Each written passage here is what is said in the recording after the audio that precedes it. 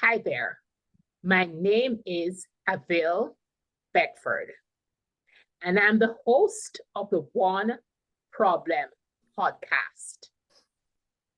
As you know, most of the time, the people who come on, I have some sort of prior relationship with them.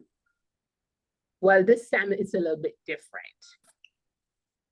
My guest today is Barbara Feigin, and she was introduced to me by her publicist.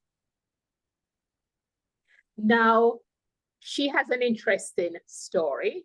She's recently published this book, My American Dream, A Journey from Fascism to Freedom. I had to make sure that I did not mess that up. So Barbara is an author and a speaker. Over to you, Barbara. Thank you, Avil. The problem that I want to focus on this morning is a personal problem. The most important challenge I really dealt with in my career, and that is finding a way to build a successful career in a male-dominated business, advertising, at a time when really career building opportunities for women were virtually non-existent. So I was kind of a lone person trying to forge a career in this very exciting, very fabulous business. And I want to talk a little bit about what it took to make that happen. The guiding principle for my life, really, my professional career and my personal life, was to dream big, work hard, and never quit. And that really guided me in terms of trying to develop a successful career. I had a big dream. I wanted to be a success. I worked like crazy, and I never, ever, ever quit. And there were several specific things that I thought were really important in helping to make this successful career happen. The first one was courage. I really had to face some scary things as I went along, and had to kind of pull myself together and figure out how was I going to do that. For example, when I got out of graduate school, I knew I wanted to go into marketing, and the center of marketing was New York. And I thought, oh my goodness, I've got to have enough courage to come by myself to New York without any money, any friends, any contacts, anything, and figure out how to make it work. And I did that. So courage is a really big thing. Another thing that helped to drive me forward, and I think will help to drive others as well, is to understand that there are going to be obstacles in the road as you go along, and you have to figure out creatively, how are you going to go around these obstacles? How are you going to go over them? For example, when I first went into marketing, the stepping stone to a career path in marketing was to get a job in product management or brand management. And at that time, those jobs were absolutely closed to women. So I went kind of around and through the back door into market research. But it was kind of a creative way to get into the world I wanted to be in without really being stopped by the major obstacles. Another important thing is being optimistic and being resilient.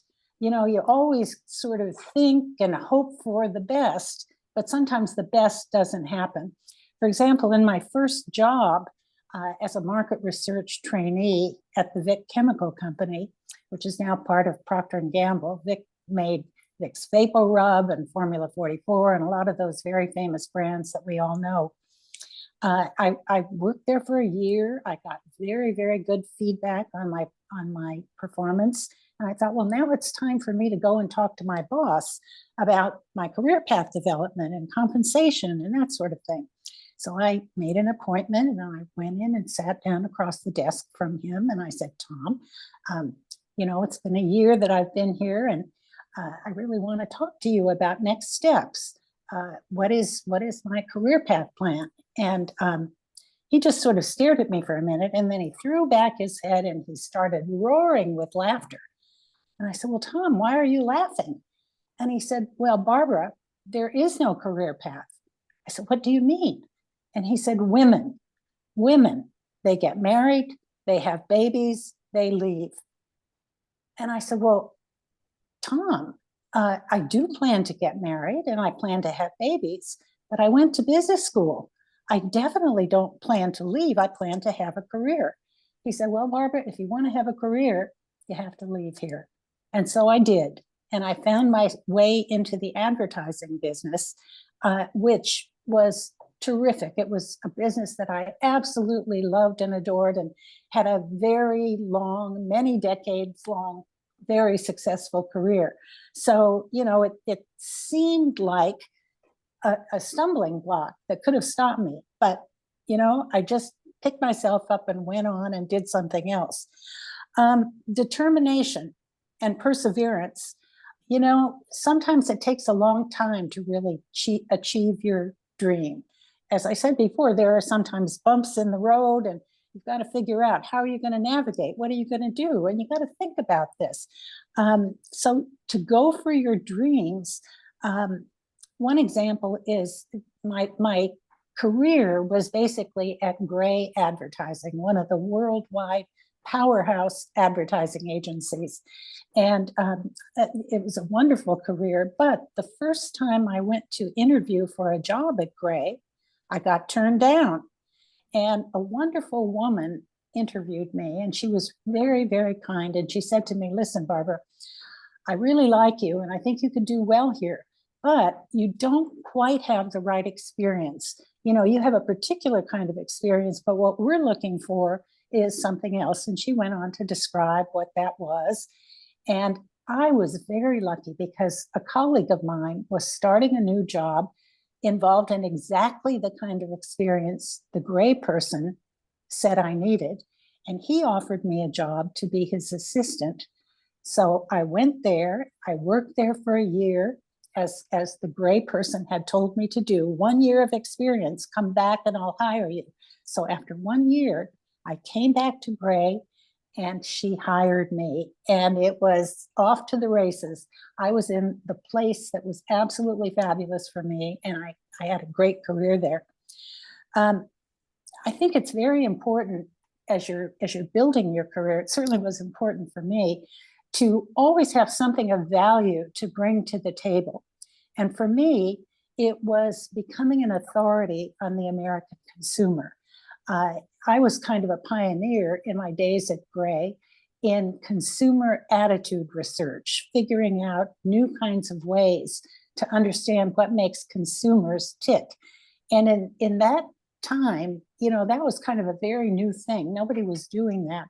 And it became Gray's sort of competitive edge as it was looking to build its business and to build its clients' businesses.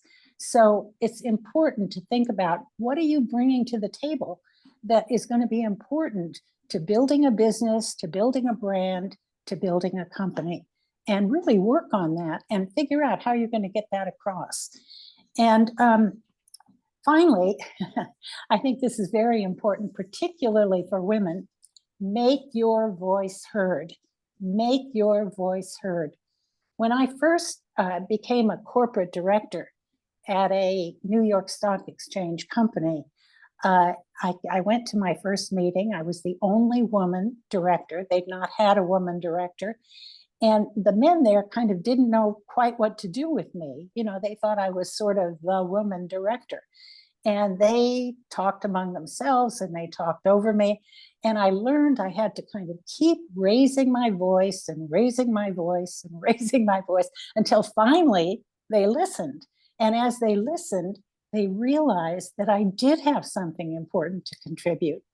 And, you know, that really, I think, is really, really important as particularly for women, as I say, as you try to build your career and move forward.